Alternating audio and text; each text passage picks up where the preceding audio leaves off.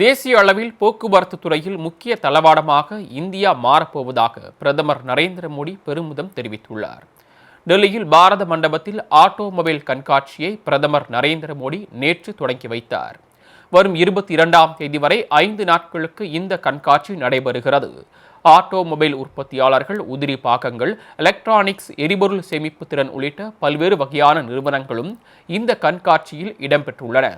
கண்காட்சியை தொடங்கி வைத்த பின் பேசிய பிரதமர் நரேந்திர மோடி, ஆட்டோமொபைல் துறையின் வளர்ச்சியில் மேக் இன் இந்தியா முயற்சி பெரும் பங்காற்றியுள்ளதாக குறிப்பிட்டார்.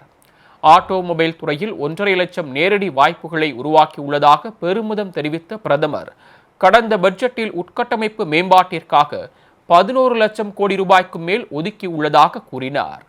இந்தியாவின் வாகன தொழில் அற்புதமாக உள்ளதாக குறிப்பிட்ட அவர், முதலீட்டுக்கு தன்னிகரற்ற தேர்வாக இந்தியா மாறி வருவதாகவும் பிரதமர் நரேந்திர மோடி பெருமிதம் தெரிவித்தார்.